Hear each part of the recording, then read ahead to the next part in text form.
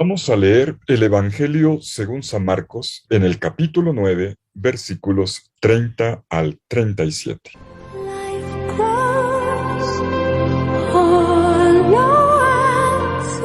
En aquel tiempo, Jesús y sus discípulos atravesaron Galilea.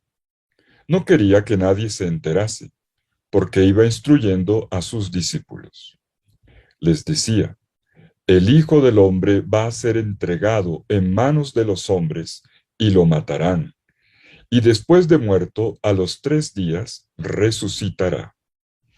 Pero no entendían lo que decía, y les daba miedo preguntarle.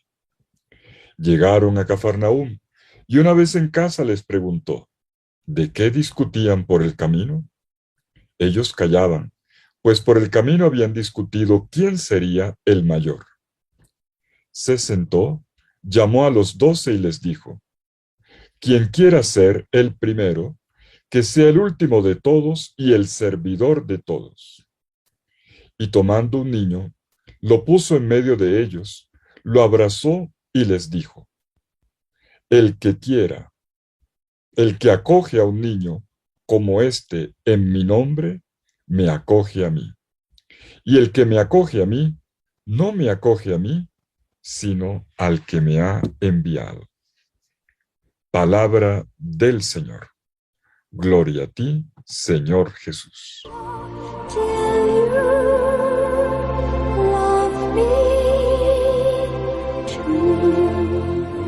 El reconocimiento de Jesús como Mesías por parte de Pedro, como vimos el domingo pasado, representa en el Evangelio de Marcos un punto de inflexión en la vida y en la predicación de Jesús de Nazaret.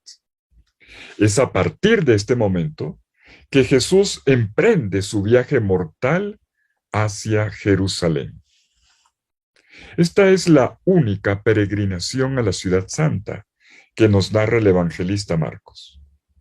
Pero como ocurre con los otros evangelios, en el camino Jesús va haciendo escuela con sus discípulos.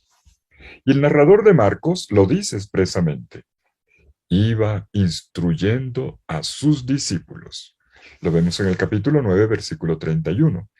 Jesús se dedica exclusivamente a sus discípulos, manteniendo una cierta distancia de las multitudes. Pues bien, esta enseñanza en el camino, entre la confesión de fe de Pedro y la entrada en Jerusalén, está ritmada por los 3 anuncios de la pasión. Después de cada uno de ellos, como ya vimos en el primer anuncio, vienen consecuencias para el discipulado. Pero atención, estamos ante un paradigma que se repite. Cada una de las 3 veces que Jesús anuncia proféticamente su muerte y resurrección, los discípulos reaccionan dejando ver su incomprensión. Les sienta mal la enseñanza del maestro, incluso la tergiversan. Y esto da pie, cada vez que ocurre, para que Jesús pronuncie una nueva lección con respecto a lo que se espera de ellos. Bueno, vamos a ver lo que ocurre a propósito del segundo anuncio de la pasión, muerte y resurrección de Jesús. Nos dice Marcos, en el capítulo 9, que en medio del camino, este Jesús educador reitera el anuncio que ya había hecho desde la primera vez y que había inclusive hecho también estremecer a estos mismos discípulos. Dice así, versículo 31. El Hijo del Hombre va a ser entregado en manos de los hombres. Lo matarán y después de muerto resucitará a los 3 días. A ver, desglosemos esta frase. Tiene varios componentes. Jesús primero se caracteriza a sí mismo a partir de la figura gloriosa en el Antiguo Testamento del Hijo del Hombre. Está en la literatura apocalíptica, particularmente en Daniel, el Hijo del Hombre. Y con esto subraya, por contraste, que su grandeza, porque Hijo del Hombre es una figura gloriosa, aquella figura de la cual el poder nunca se le quitará, como dice la profecía de Daniel, capítulo 7, versículos 13 al 14. Pues bien, digo que por contraste, esta gloria, esta grandeza del Hijo del Hombre, encuentra su camino, se llega a ella por medio de la fragilidad y de la muerte, compartiendo solidariamente el destino de los seres humanos. Entonces, a este destino de gloria que le aguarda, Jesús pasa por la vía del sufrimiento. Tenemos enseguida el verbo entregar. Y este verbo está acompañado de las palabras acerca de la muerte y de la resurrección. Y notemos la fuerza del verbo entregar. Paradidomi, se dice en griego. Un verbo fuerte que indica un ser puesto a disposición, o mejor, a merced de un otro. Y esto es lo que va a pasar. Jesús siempre será sujeto pasivo de esta acción. 3 veces se nos dice en el relato de la pasión de Cristo. Entregado por Judas a los sacerdotes, Marcos 14:10.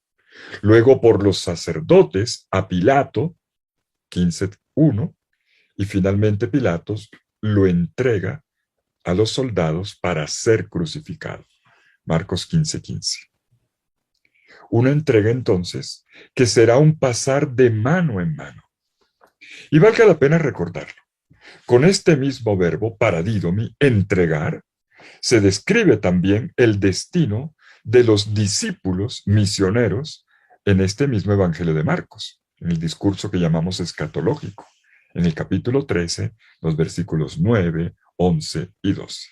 Ahora bien, si bien es verdad que esta entrega se produce por mano de hombres responsables de sus actos, malévolos por cierto, también es verdad que estas cosas no ocurren como un simple accidente, como si fuera algo que se le haya salido de las manos a Jesús y que le haya salido mal, o como el fruto de un destino ciego, como decían los griegos en la antigüedad, la moira.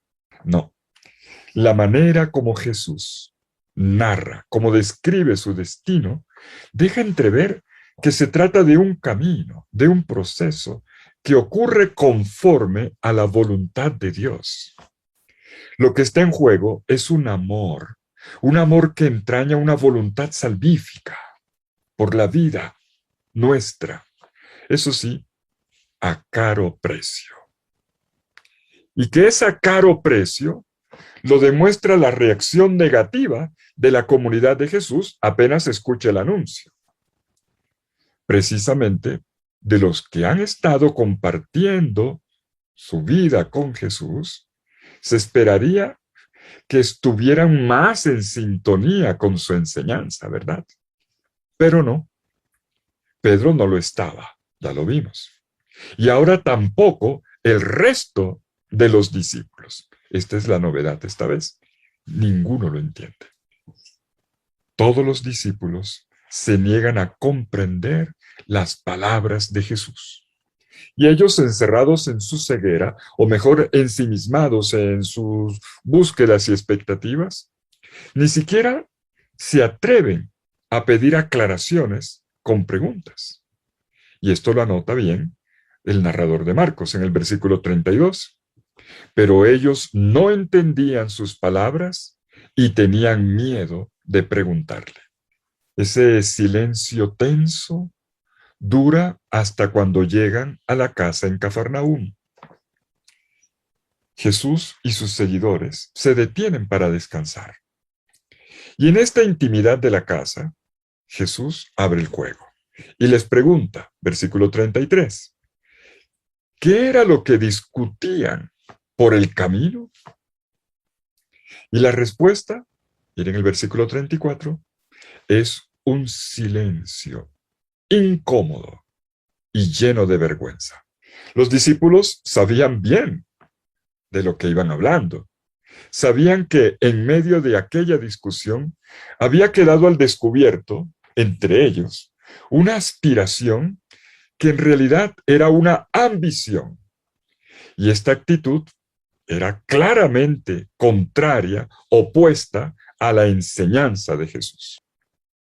Cada uno aspiraba a ocupar el primer lugar en la comunidad, o sea, ser el dirigente, una vez que Jesús hubiera muerto. Si discutían al respecto, era porque se postulaban candidatos, con la consecuente rivalidad hecha de reclamos, de acusaciones entre sí, de sacarse trapitos, con prevalencia de unos y de desmérito de otros. Todos buscaban reconocimiento, o al menos se permitían indicar quién sí, quién no, convirtiéndose en electores. Por cierto, en un evangelio muy antiguo, que es apócrifo, el evangelio de Tomás, así se le llama, pero que es muy cercano a los evangelios sinópticos. En este evangelio leemos en el Logion 12 esta frase. Los discípulos dijeron a Jesús, sabemos que pronto nos dejarás. ¿Quién será entonces el mayor entre nosotros? Bueno, el contexto era claro. Jesús acababa de hablar de su muerte ignominiosa como Mesías siervo. Y la cuestión lógica era, bueno, ¿y después de Jesús, quién? Esa era la pregunta más fuerte. ¿Quién entonces es el mayor? Y el narrador de Marcos nos informa, a nosotros los lectores, el contenido de la discusión. Versículo 34. En el camino habían discutido entre ellos sobre quién sería el mayor. Pero ahora delante de Jesús, cuando Jesús les jala la lengua, les pregunta, se quedan callados. Pues sí, hay que admitirlo. Esta primera comunidad de Jesús estaba contagiada por un virus desastroso, mortal. El virus de la voluntad de poder, de predominio, de sobresalir unos por encima de otros. Todo lo contrario de la lógica pascual de Jesucristo. Es un hecho. La mentalidad de la competencia, de la competición, mejor, de la rivalidad, de los codazos por ocupar puestos, desata lógicas de poder y de fuerza en el ámbito comunitario de todos los tiempos. Y esto enceguece y lleva a entender el servicio como un poder, como un escalón para posicionarse mejor, como ocasión de honor y hasta para recibir palmaditas de felicitación en la espalda cuando te dan un cargo. Bueno, ¿y qué pasa entonces? ¿Qué ocurre aquí? Frente a todo esto, Jesús reacciona. No deja las cosas así. Corrige a sus discípulos de dos maneras. Primero con palabras y luego con un gesto. Leamos el texto. Primero, Jesús se sienta como maestro y convoca en torno a él, con términos parecidos al de la vocación en el capítulo 3, al grupo de los 12. Dice, llamando a los 12. A ellos, en primer lugar, a los que deben ser los responsables en la iglesia. Y en ese momento, en ese preciso momento, Jesús comienza la enseñanza con una exhortación contundente que debiera ser inolvidable. Versículo 35. Si alguno quiere ser el primero, que se haga el último de todos y servidor de todos. En un segundo momento, Jesús hace un gesto. Toma a un pequeño, en griego se dice paidion. Toma a un pequeño, uno que vive en una condición de dependencia, ese es el paidion, uno que vive en condición de dependencia y como lo pensaba la sociedad de la época, uno que no cuenta para nada. En pocas palabras, no solamente es un menor de edad, sino un pobre, un marginal. Y a este Jesús lo pone en el centro y lo abraza. Y atención con estos tres verbos. Lo acerca, lo pone en el centro de la comunidad y luego lo abraza. Y con el niño entre sus brazos, Jesús concluye la enseñanza. Versículo 37. El que reciba en mi nombre a uno de estos niños, a mí me recibe. Y el que me recibe a mí, no me recibe a mí, sino al que me ha enviado. A ver, ¿qué les parece si nos detenemos un momento en esta lección de Jesús? Un niño, un pequeño, un pobre, un excluido, un desechado, ha sido puesto en medio del círculo de la asamblea de los primeros. Este grupo de los 12, todos adultos, barbudos, un pequeñito en medio de ellos. Un pequeño en medio de hombres destinados a tener el primer lugar en la comunidad. ¿Y esto para qué? Para enseñarles que si se pretende ser el que gobierna al resto, el líder, lo primordial es convertirse en el último de todos y el servidor de todos. Pongámosle cuidado al radicalismo de Jesús en esta escena del Evangelio según San Marcos. Quiere decir que si hay alguien que considera que puede postularse para el primer lugar en la comunidad, entonces para esta persona el camino a seguir es simple: hacerse el último de todos y el servidor de todos. Y por esta ruta encontrará el primer lugar en la comunidad. Hay un camino a seguir. Fijémonos en que no se trata de personas que ya están liderando y a las que se les pida que se hagan ahora los últimos de todos y los servidores de todo. No es que se agachen los grandes, no. Jesús pide claramente recorrer el camino contrario, opuesto, de abajo para arriba. Quien se haga a sí mismo último y servidor de todos, ese es el que tendrá el primer lugar, situándose como el primero entre los hermanos. Y notemos otro detalle. Jesús no acepta el vocabulario de sus discípulos. Atención con eso. Ellos hablaban del mayor. Jesús, por su parte, les habla del primero y del último. Jesús les corrige el léxico, el vocabulario. Ellos hablan de mayor. En griego se dice megas. Meison es el más grande. En cambio, Jesús les cambia la terminología. No se trata de mega, no se trata de mayor, se trata de ser primero. Protos se dice en griego. Protos. Protos está compuesto de la preposición pro. Y pro no indica solamente primacía, sino pro. Pro es estar en función de los demás. Jesús corrige vocabulario. No quiero aquí gente mayor, es decir, gente que se considere grande, sino gente que se haga pro, primeros, y primeros haciéndose últimos. Mis queridos hermanos, llegará el día en que la comunidad tendrá que elegir quién es el que la va a dirigir. Y no se tratará entonces de poner a alguien como mayor por encima de los demás. Superior, no es eso, sino de alguien que primerea. Jesús dijo primero, no superior, no mayor que otros. Uno que primerea. Solo será cuestión de saber reconocer como primero al que sirve a todos y que haciéndolo sabe quedarse en el último lugar con respecto a todos. En otras palabras, Jesús no niega que haya un liderazgo en la comunidad. Lo que pide es que esta persona no se considere como el más grande por encima de los demás, sino como el primero en el servir. El primero en el servir sin restricciones, sin reclamar nada para sí, sin discriminar a ninguno. ¿Por qué? Porque es el último de todos y el servidor de todos.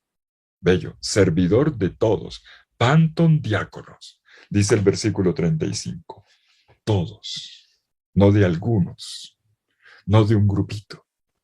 Si hay un primer puesto, entonces es para aquel que se hace servidor, diácono de todos, dice Jesús. Lo cual implica todos, sin excepciones, sin dilaciones, sin retardos y sin poner condiciones. Sabemos lo que suele pasar en las comunidades cristianas. No nos digamos mentiras. Tienden a elegir ¿a quién? Al más brillante, al más visible, al que se imponga, quizás al más equipado intelectualmente o al de mayor carácter. Y se considera como última opción aquellos que encarnan de verdad el estilo de Jesús. No se sigue el camino partiendo desde lo más bajo hacia arriba, como debería ser.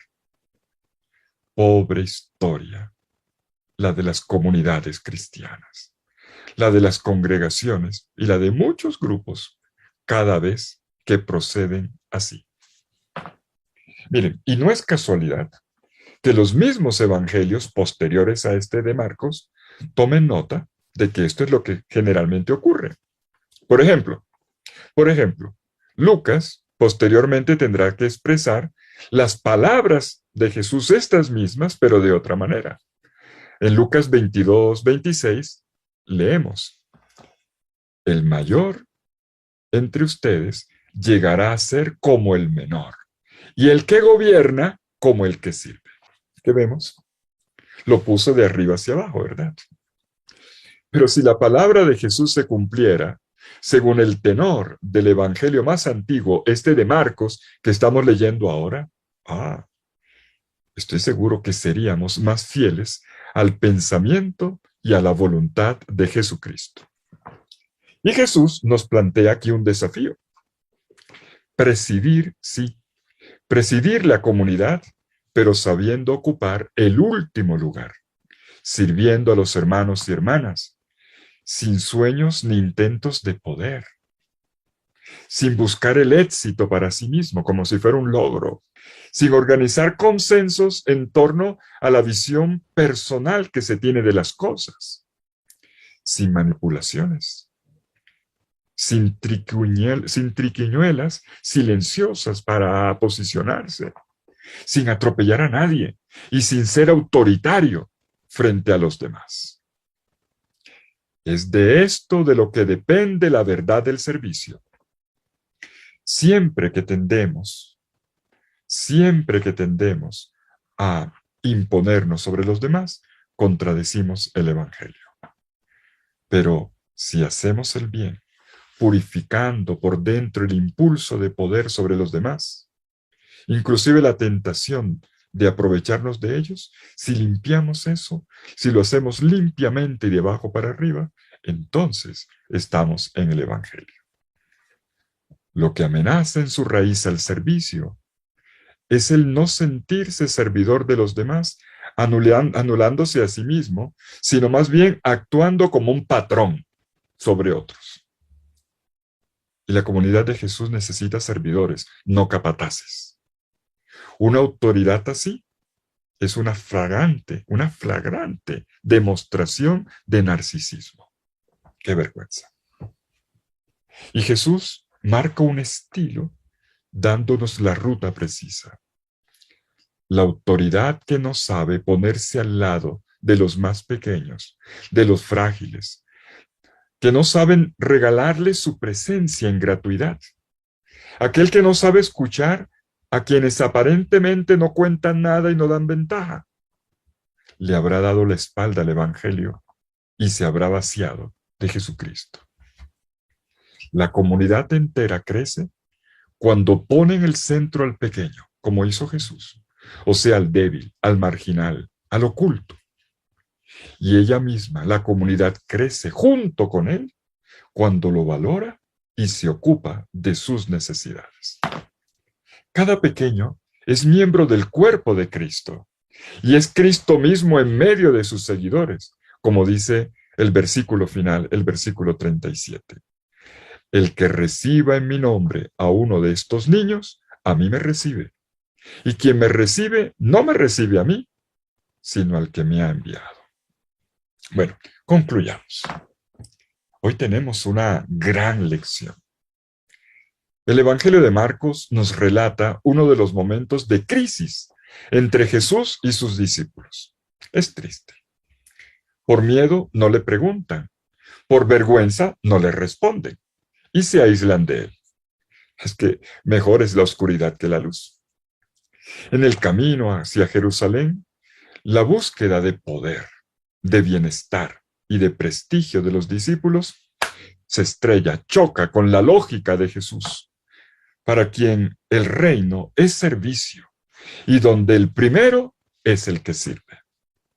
Los 12 apóstoles expresan la mentalidad, una mentalidad que se expresa por todas partes en las venas del mundo. Competir, superarse, imponerse. ¿Quién es el más grande?, preguntan ellos. Y a este deseo de poder, que es el principio de destrucción de la convivencia humana, Jesús contrasta su mundo nuevo. Si alguno quiere ser el primero, que se haga el último de todos y el servidor de todos. Servir. Un verbo dulce y aterrador a la vez, ¿verdad? Porque lo más sabroso es tomar, acumular, mandar, pasarla bien, asegurarnos un entorno sereno y seguro. Pero ciertamente no el de ser servidores, que nos ocupa en función de otros y no de nosotros. En cambio, el servicio es el nuevo nombre de la historia. Es el nombre secreto de la civilización. Como escribió una vez el filósofo Paul Ricoeur, la vulnerabilidad de la vida en su fragilidad es el lugar de donde parte la ética compartida. Y Jesús toma un niño. El gesto de tomar a un niño, el débil, el indefenso, el desarmado, ya lo hemos visto, el que todavía no sabe reclamar sus derechos, el más expuesto a la maldad humana de los adultos, el ponerlo luego en el centro de ese círculo de adultos y abrazarlo para indicar la valoración y el ocuparse de su crecimiento, toda esta dinámica permanecerá como la imagen más importante de lo que está llamada a ser cada comunidad de seguidores de Jesús, de la comunidad discipular. La iglesia crece en la medida en que hace crecer a los pequeños. Los pequeños viven solo porque son amados, porque tienen otro que los cuida. Y lo más importante, en ellos está el rostro de Dios. El rostro de Dios comienza en el rostro del otro. Y por eso acoger a un niño es acoger a Dios. Tenemos que decirlo hoy con claridad. Si la iglesia no es acogedora y servidora, no es. Y el mismo Jesús que abraza al frágil es el primero en su comunidad. No es el más grande, como podría parecer a los ojos de sus discípulos ambiciosos, que lo aclamaban como Mesías porque hacía milagros, porque repartía panes y porque soñaban con su victoria sobre los enemigos, comenzando por los romanos. No, Jesús es el primero que nos precede en una entrega total de la vida que vivifica a los demás, que apalanca nuestro crecimiento desde aquí hasta la eternidad florecida de vida y de belleza. Él es el primero haciéndose el último de todos. En un camino de sufrimiento que es entrega en el desgaste, en el servicio, pero que lleva a la plenitud de la vida en la resurrección. Que el Señor te bendiga en el nombre del Padre, y del Hijo, y del Espíritu Santo. Amén.